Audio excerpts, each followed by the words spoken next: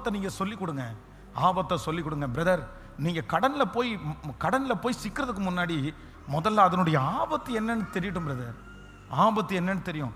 அவங்க பணம், நீங்கள் வாங்கின பணத்தை திருப்பி கொடுக்க முடியாட்டா அதன் நிமித்தமாய் வருகிற அவமானத்தை முதல்ல தெரிஞ்சுக்குங்க பிரதர். அது ஒரு பெரிய அவமானம். அது இன்னைக்கு இருக்கிறது மாதிரி என்னைக்கும் இருக்காது, எப்பவும் போகாது. அந்த கான்ஃபிடென்ட் உங்களுக்கு இருந்தா பரவாயில்ல. இல்லைன்னா இதை வித்து கொடுத்துருவேன், அவ்வளோதான், நான் தோத்துட்டேன்னா இதை வித்து கொடுத்துருவேன், அந்த மாதிரி இருந்தால் கூட பரவாயில்ல. கண்மூடித்தனமா ஆபத்தை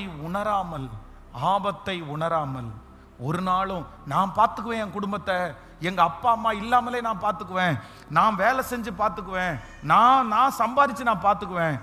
மகளே, இது சொல்றதுக்கு ஈஸியா இருக்கும். மகனே, இது சொல்றதுக்கு ஈஸியா இருக்கும். ஆனா நீ அதனுடைய ஆபத்தை நீ அறிஞ்சுக்கோ.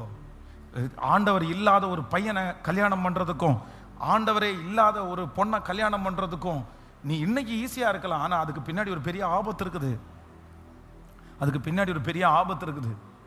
நீ போற வழியில் ஒரு பெரிய ஆபத்து இருக்குது. நீ செய்யற காரியத்துல பின்னாடி ஒரு பெரிய ஆபத்து இருக்குது.